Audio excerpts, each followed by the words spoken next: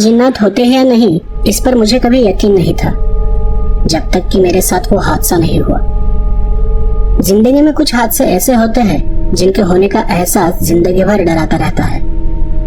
मेरी नानी बचपन में हमें कहानियां सुनाया करती थी।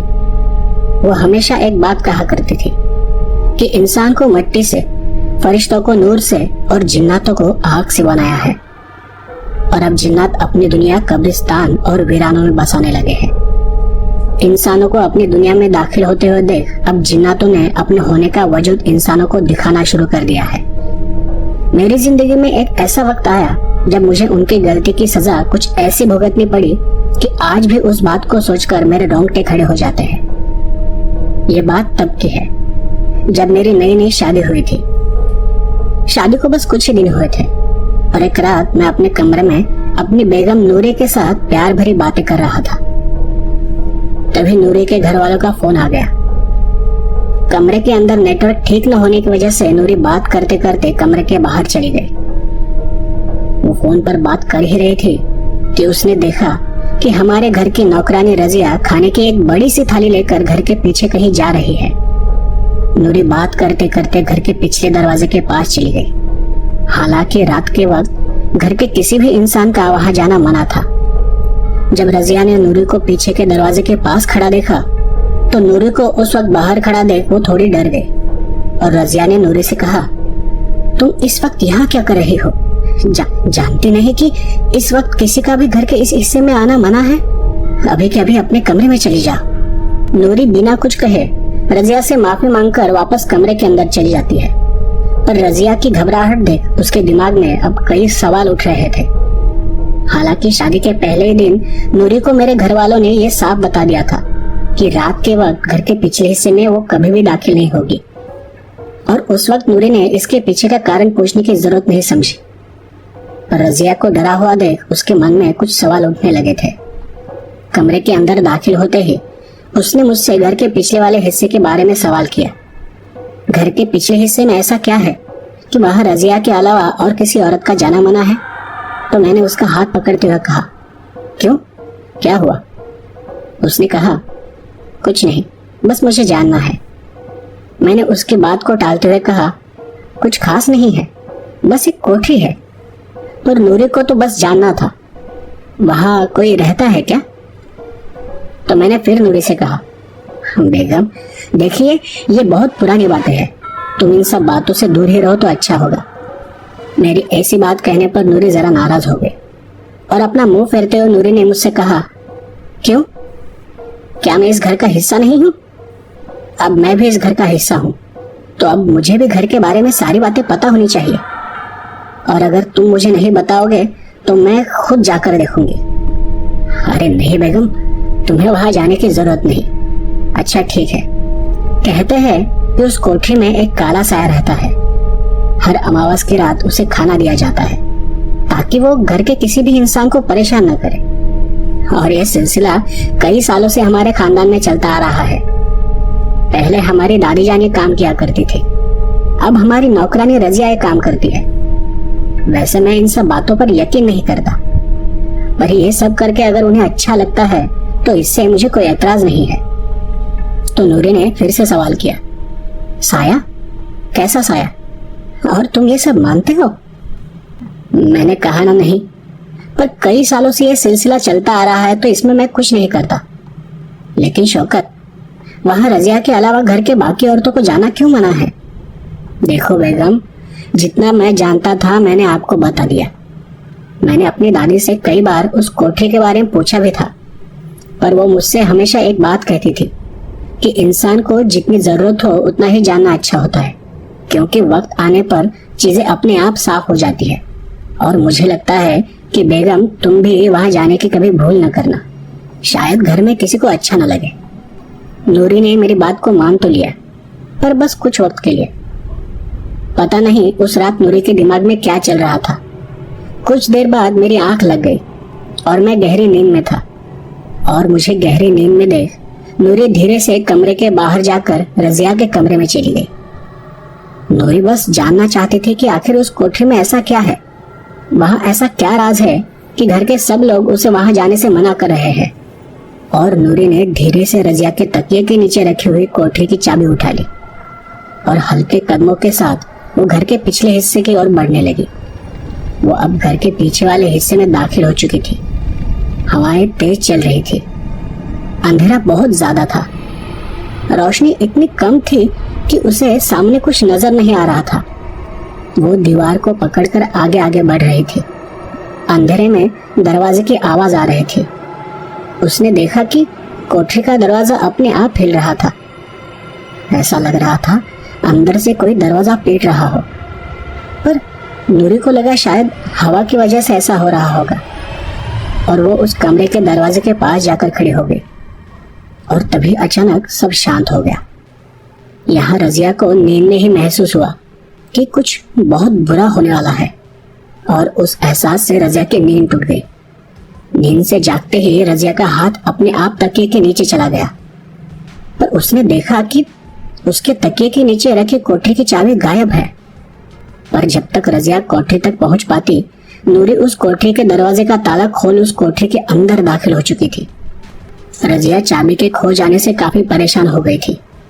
उसके पसीने छूट गए थे, क्योंकि दादी के बाद बस रजिया ही जानती थी कि उस कोठरी में इतने सालों से क्या राज बंद है। वो घबराकर घर के पीछे उस अंधेरी कोठरी की ओर भागने लगी। नूरी तब तक दरवाजा खोलकर कमरे के अंदर तो आ गई और उसे वहां कुछ भी ठीक से नजर नहीं आ रहा था। कमरे के बीचों बीच बस मिट्टी का एक छोटा सा दिया जल रहा था और उसके पास ही एक बड़ी थाली पड़ी हुई थी। थाली में कुछ भी नहीं बचा था।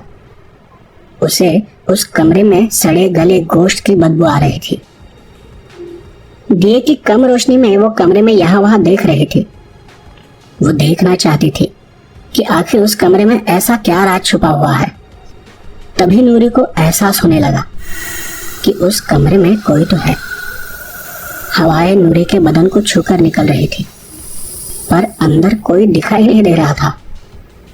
तभी रजिया दौड़ती हुई कोठरी के बाहर आ पहुंची। उसने देखा कि दरवाजे का ताला किसी ने खोल रखा है और दरवाजा भी आधा खुला हुआ था। वो देखकर रजिया के हाथ पांव कांपने लगे। उसका बदन खड़े खड़े ठंडा पड़ गया।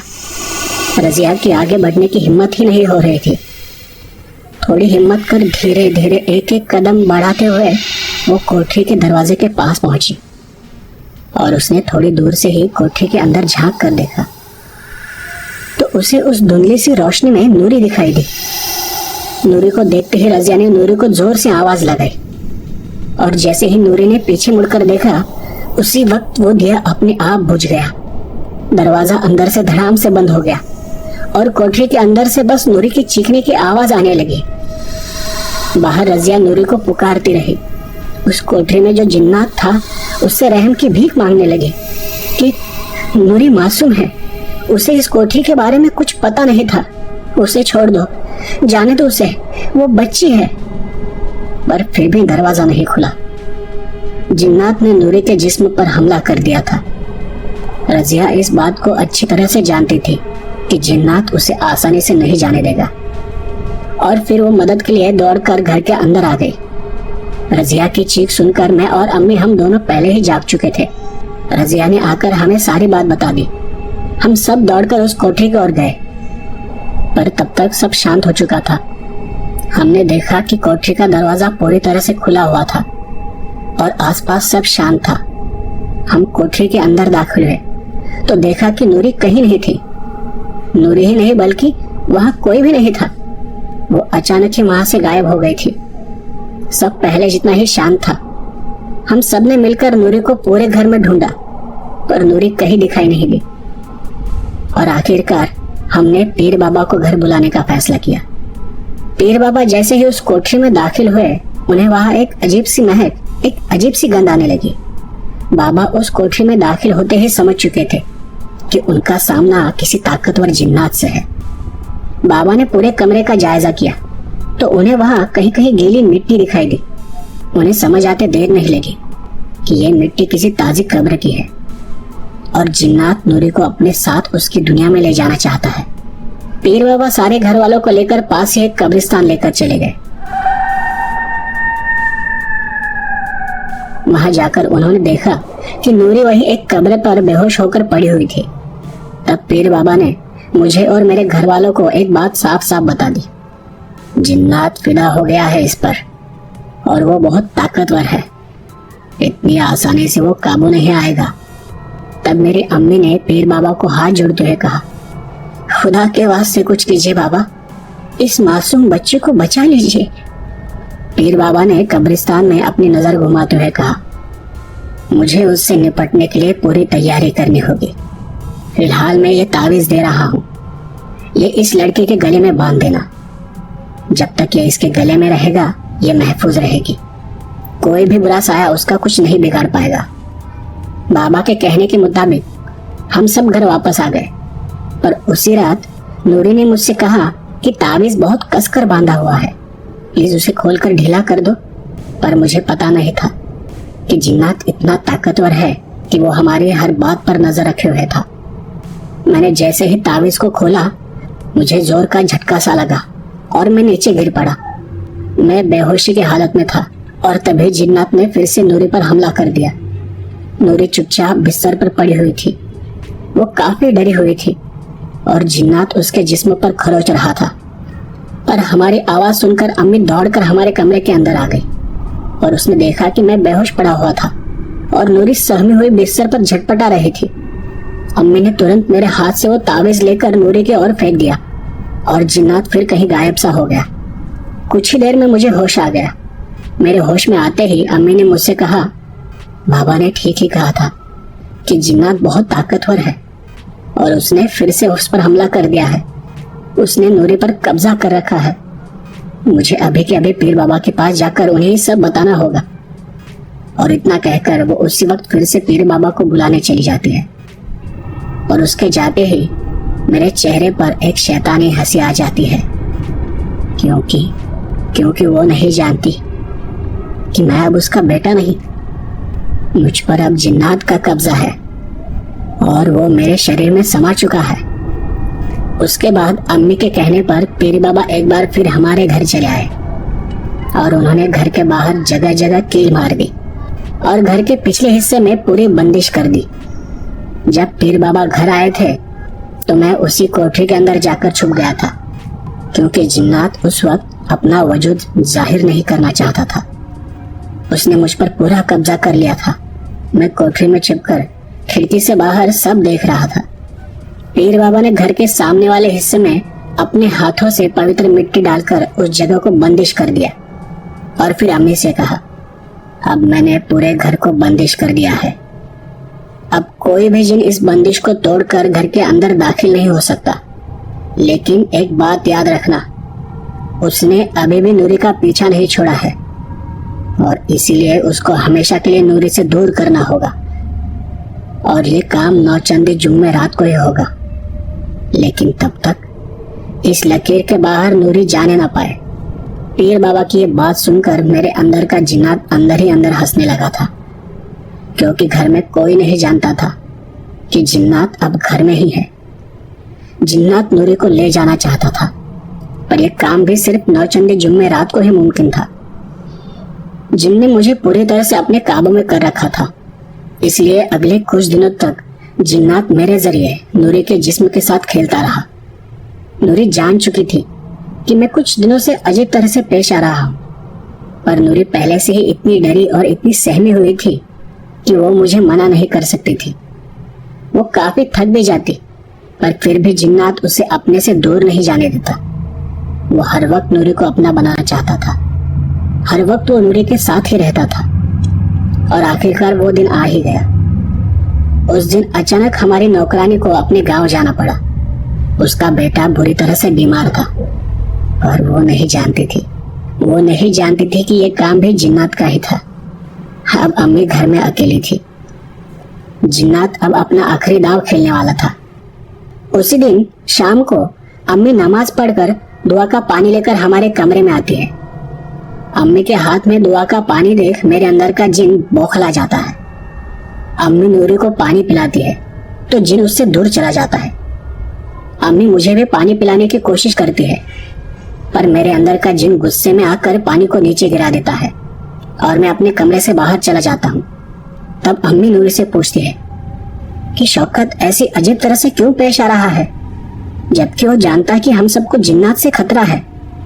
तो नूरी अम्मी को बताती है कि पिछले कुछ दिनों से वो अजीब तरह से पेश आ रहे हैं। वो हर वक्त मेरे जिस्म के पास रहना चाहते हैं, न जाने क्यों वो ऐसा बर्ताव कर रहे हैं। और तभी अम्मी को बिस्तर पर हल्की हल्की मिट्टी दिखाई पड़ती है। तो वो नूरी से पूछती है कि ये बिस्तर पर मिट्टी कैसी है बहू। तब वो मेरी अम्मी को बताती है, पिछले कुछ दिनों से मुझे कमरे में हर जगह ऐसी ही मिट्टी दिखाई देती है। शौकत जब भी घर आते हैं तो कमरे में यहाँ वहाँ मिट्टी पड़ी दिखाई देती है और उनके जिस्म से एक अजीब सी महक भी आती है। तब अम्मी को पीर बाबा की एक बात याद आती है। जब पीर बाबा पहली बार घर आए थे तो उन्हें भी उस बंद कोठरी में ऐसी ही मिट्टी मिली थी, जो किसी ताजी कब्र की मिट्टी थी। कुछ देर बाद अम्मी वापस अपने कमरे में आ जाती है तो उसे उसके कमरे में कुरान नजर नहीं आता। और तब उसे फिर उस पीर बाबा की कही बात याद आती है कि जिन्नात जब घर में कुछ बुरा करना चाहते हैं तो वो घर से अल्लाह के कलाम को हटा देते हैं। और तब अम्मी समझ जाती है कि घर में कुछ तो बहुत बुरा होने वाला है। उसे मालूम हो जाता है कि जिन्नात ने उसके बेटे पर कब्जा कर लिया है। और उसी वक्त अम्मी चुपचाप घर से बाहर निकल जाती है। उस रात मतलब मेरे अंदर का जिन नूरी को दुल्हन का लिबास पहनने को कहता है और कहता है कि मैं तुमसे बहुत प्यार करता हूँ नूरी, और आज मैं तुमसे निकाह करके तुम्हें अपने साथ ले जाऊंगा। तो नूरी कहती है, ये आप कैसी बहकी बहकी बातें कर रहे हो, हमारा निकाह तो हो चुका है। लेकिन मेरी बात सुनकर वो भी थोड़ी डर जाती है, क्योंकि जब वो पास के आईने में देखती है तो उसे आईने में मेरी परछाई नजर नहीं आती। तो उसे यकीन हो जाता है कि वो मैं नहीं बल्कि जिन्नात है और वो नूरी को ले जाने आया है।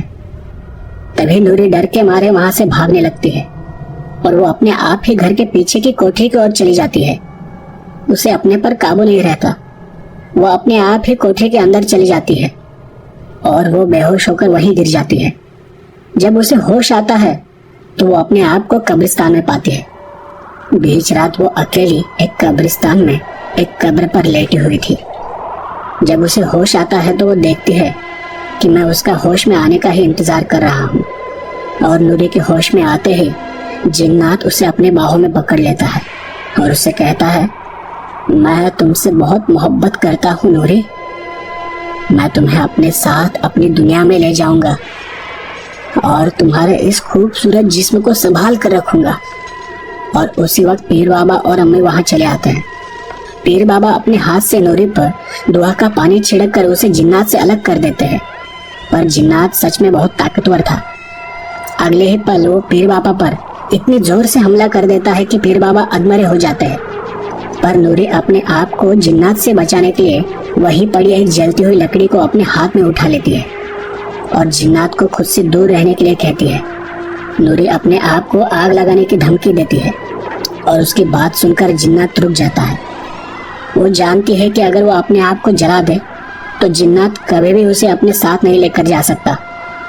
और तभी मौका पाकर पीर बाबा अपने हाथ से दुआ का पानी मेरे जिस्म पर फेंकते हैं और जिन्नात चिल्लाकर मेरे जिस्म से अलग हो जाता है।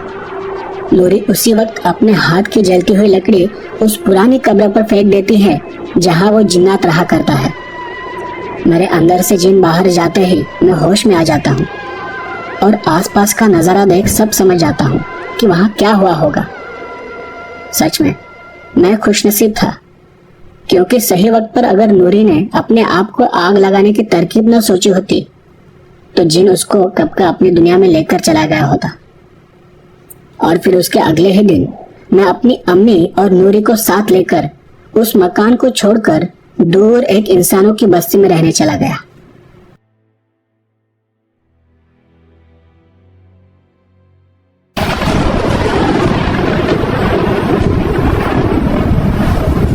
रात का समय था। जोरों से बारिश हो रही थी। डॉक्टर तेजपाल किसी पार्टी में जाने के लिए तैयार हो रहे थे।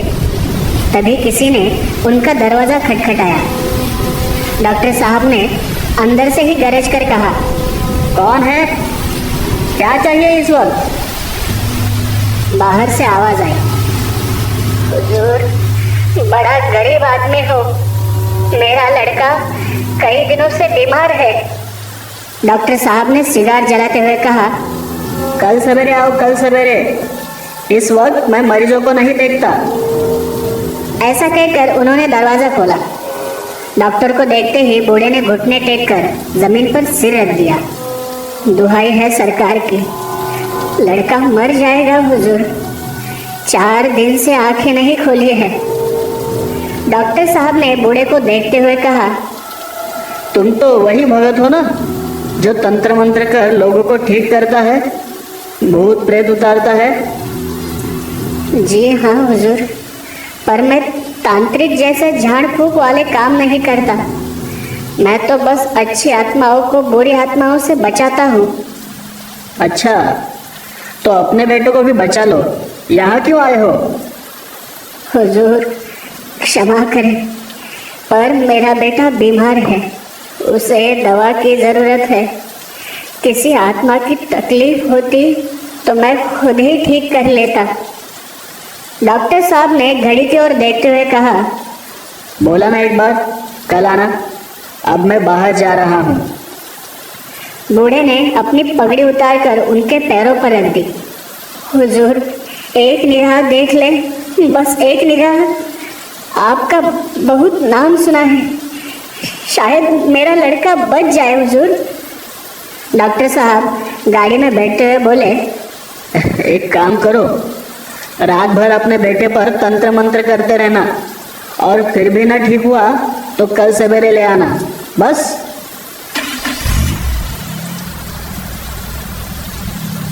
ऐसा कहकर डॉक्टर साहब गाड़ी में बैठकर चले गए। गाड़ी बूढ़े की नजरों से दूर चली गई, पर बूढ़ा भगत कई देर तक मूर्ति की भांति खड़ा रहा। उसे विश्वास न हुआ कि संसार में ऐसे भी लोग हैं जो किसी की जान की परवाह नहीं करते। उसी रात वह 7 साल का हंसता खेलता बालक भगवान के पास चला गया। बूढ़ा अंदर से टूट गया था। बूढ़ा झोपड़ी के अंधेरे में टूटे हृदय से आर्त स्वर से रोता रहा। ऐसे ही कुछ साल गुजर गए। इधर बूढ़ा भगत और बुढ़िया दोनों ही एक दूसरे का सहारा थे, तो दूसरी तरफ डॉक्टर तेजपाल ने खूब धन, खूब यश कमाया। डॉक्टर साहब का पूरे शहर में नाम हो चुका था। डॉक्टर साहब को एक लड़का और एक लड़की थी। लड़की का विवाह हो चुका था और लड़का चंदर अब भी कॉलेज की पढ़ाई कर रहा था। चंदर खुद भी डॉक्टरी की पढ़ाई कर रहा था। एक दिन की बात है, संध्या का समय था। चंदर अपने कुछ दोस्तों के साथ जंगल सफारी के लिए गया था। चंदर और उसके कुछ दोस्त जंगल में आगे बढ़ते चले जा रहे थे। सब खूब मजे कर रहे थे, पर शाम ढल चुकी थी और अंधेरा होने लगा था। तभी चंदर के एक दोस्त ने कहा, चंदर, रात होने को है, अच्छा होगा कि हम घर वापस चले जाएं। चंदर ने कहा, अरे अभी तो मजा आने लगा है और तुम जाने की बात करते हो। तभी दूसरे एक दोस्त ने चंदर का हाथ पकड़ते हुए कहा, चंदर, बहुत घना जंगल है और अंधेरा भी बहुत घना होता जाएगा, कहीं हम खो गए तो वापस जाना मुश्किल हो जाएगा चंदर। पर चंदर कहाँ सुनने को तैयार था, वह आगे बढ़ता ही जा रहा था। तभी एक छोटा सा झोपड़ा उसे दिखाई पड़ा और चंदर खुशी से उछल पड़ा। देखो, अरे देखो, वहाँ एक झोपड़ा है, चलो शायद हम वहाँ रात गुजार सकते हैं। और चंदर सबके आगे भागते हुए उस झोपड़े के पास चला गया। उसने जैसे ही झोपड़े का दरवाजा खोलना चाहा, वह धड़ाम से नीचे गिर गया, जैसे किसी ने उस पर झपट्टा मार दिया हो। चंदर के सारे दोस्त डर गए, दौड़कर उसके पास गए। देखा कि अचानक से चंदर की सांस फूलने लगी है और आंखों में खून जमा हो गया है। दोस्तों ने उसे उठाकर तुरंत घर ले जाना मुनासिब समझा। चंदर रास्ते भर में बेहोश पड़ा रहा। चंदर को जब घर लाया गया तो उसके पिताजी ने तुरंत उसका इलाज करना शुरू किया, पर उनकी कोई दवाई काम नहीं आ रही थी। किसी का भी कुछ भी असर नहीं हो रहा था। चंदर की तबीयत अब बिगड़ती ही चली जा रही थी।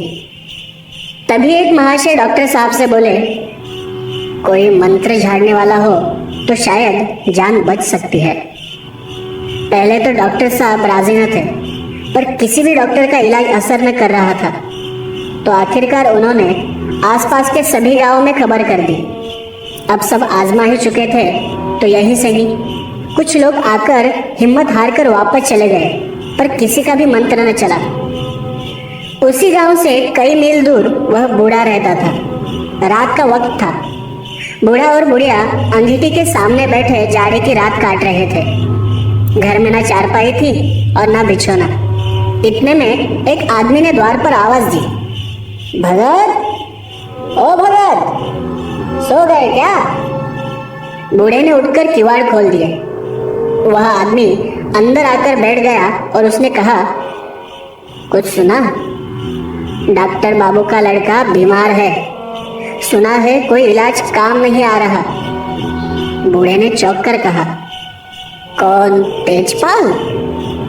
अरे हाँ हाँ वही। सुना है पूरे शहर में हल्ला मचा हुआ है। कोई दवाई असर नहीं कर रही। जाते हो तो जाओ, बहुत धन मिलेगा। बूढ़े ने कठोर भाव से कहा, मैं नहीं जाता। मैं खूब जानता हूँ उसे। मुझे अब भी याद है, मैं मेरे बच्चों को ले गया था। गिड़गिड़ा रहा था उनके सामने कि बस एक नजर देख लो, पर सीधे मुंह बात तक न की। अब जानेंगे बेटे का दुख क्या होता है। यह सुनकर वह आदमी बोला, देख लो, बहुत पैसे मिलेंगे, बाकी तुम्हारी मर्जी। बूढ़े ने फिर वही कहा, कुछ भी हो, मैं न जाऊंगा। आज तो मैं चैन की नींद सोऊंगा। कुछ देर तक वह आदमी बैठा बूढ़े को समझाता रहा, पर बूढ़ा नहीं माना। तो वह आदमी चला गया। बूढ़े ने किवाड़ बंद कर लिए और चिलम पर तंबाकू रख उसे पीने लगा। ऐसा पहली बार हुआ था कि किसी की बीमारी की खबर सुनकर बूढ़ा दौड़ न गया हो। लेन देन का विचार भी कभी उसके मन में न आया था, पर आज वह न जा सका। बूढ़ा कुछ देर तक बैठा रहा, अंत में लेट गया, पर यह खबर उसके हृदय पर बोझ के भांति थी। बुढ़िया जैसे ही खर्राटे लेने लगी, सो बूढ़ा उठा और उसने धीरे से किवाड़ खोले। बुढ़िया जाग गई। कहाँ जा रहे हो? बस देख रहा था कि कितनी रात हुई है। नींद नहीं आ रही? बूढ़ा कुछ न बोला, बस किवाड़ के पास खड़ा बाहर देख रहा था। तो बुढ़िया बोली, कैसे आवेगी? मन तो तेजपाल के बेटे के पास जो लगा हुआ है। बुढ़िया की बात सुनकर बूढ़ा थोड़ा गुस्सा हुआ। तू सो जा, मैं ऐसा पागल नहीं कि जिसने मुझे काटे बोए उसे मैं फूल बोता फिरूं। ऐसा कहकर बूढ़ा फिर से किवाड़ बंद कर अपनी जगह पर आकर लेट गया और आंखें बंद कर सोने की कोशिश करने लगा। कुछ ही समय में उसे एहसास हुआ कि कोई उसे पुकार रहा है, बाबा, बाबा। बूढ़ा अचानक से उठकर बैठ गया। उसे लगा कि उसका बेटा उसे पुकार रहा है। उसने किवाड़ खोले, देखा कि दूर कहीं कोई चमकती हुई चीज उसे बुला रही है। बाबा, बाबा, बाबा मेरे साथ आओ। बूढ़ा जानता था कि यह उसके बेटे की आत्मा है। बूढ़ा बिना कुछ सोचे समझे उस परछाई के पीछे चलने लगा। बूढ़े को कुछ होश न था, बस वह पीछे पीछे चला जा रहा था। जब बूढ़े को होश आया तो देखा कि वह तेजपाल के घर के सामने खड़ा है। बस फिर क्या, गुस्से में बूढ़ा मुंह फेर कर वहां से जाने लगा। तभी उसे फिर से वह आवाज सुनाई दी, बाबा, आप उसे बचा लीजिए, बस आप ही उसे बचा सकते हैं। उसकी आत्मा शरीर छोड़ने वाली है, आप उसे रोक सकते हैं। और वह परछाई अचानक से गायब हो गई। बूढ़ा जानता था कि यह उसके बेटे की आत्मा है। अच्छी आत्मा कभी किसी का बुरा नहीं चाहेगी। तो बूढ़ा तेजपाल के घर के अंदर चला गया। डॉक्टर तेजपाल हिम्मत हारे हुए एक कोने में बैठकर रो रहे थे और उसका बेटा बिस्तर पर लेटा हुआ था। पूरा बदन लकड़ी हो गया था, न हिल रहा था न सांस ले रहा था। बूढ़ा चंदर की तरफ बढ़ा और कुछ देर तक बस उसे देखता रहा। तेजपाल ने उस बूढ़े को देखा और उसे पहचान गया कि यह वही आदमी है जिसे उन्होंने कुछ साल पहले धुतकार दिया था। किसी ने बूढ़े के पास जाकर कहा, अब कुछ नहीं हो सकता, सांस रुक चुकी है। बूढ़े ने तेजपाल की ओर देखते हुए कहा, अभी भी कुछ नहीं बिगड़ा है। बुरी आत्माएं सोचती है कि शरीर पर कब्जा करने से वह जीवित हो जाएंगी, पर ऐसा कभी नहीं होता। संसार का नियम है कि हर एक आत्मा की किसी एक शरीर से गांठ बंधी होती है और सिर्फ वही आत्मा उस शरीर को जीवित कर सकती है। बुरी आत्माएं जीवित होने की लालसा में शरीर को बस नष्ट कर देती है और जीवित कभी नहीं होती। आप बस जल्द से जल्द पानी की व्यवस्था कर दें। भगवान चाहेंगे तो आधे घंटे में यह उठकर बैठ जाएगा। बूढ़े की बात सुनकर लोग पानी लाने के लिए दौड़ने लगे। पानी की व्यवस्था होते ही बूढ़े ने चंदर को नहलाना शुरू कर दिया। बूढ़ा चंदर को नहलाते हुए मंत्र पढ़ रहा था। पूरा कमरा पानी से भर गया।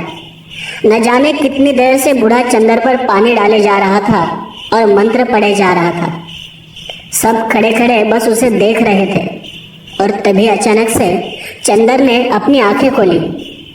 तेजपाल और सभी घर वालों की आंखों में आंसू आ गए। चंदर उठते ही बूढ़ा बाहर जाकर बैठ गया और उसने अपनी चिलम निकालकर उस पर तंबाकू रख उसे पीने लगा। तेजपाल ने अपने बेटे को गले लगाया और रोने लगा। तभी उसे महसूस हुआ कि बूढ़ा वहां नहीं है। डॉक्टर साहब ने सबसे पूछताछ की, पर किसी को कुछ पता न चला कि बूढ़ा अचानक से कहाँ गायब हो गया। डॉक्टर साहब को बड़ा पश्चाताप हुआ। उन्होंने अपनी पत्नी से कहा, मैं उसे ढूंढकर निकाल लूंगा और उसके पैरों पर गिरकर अपना अपराध क्षमा कराऊंगा।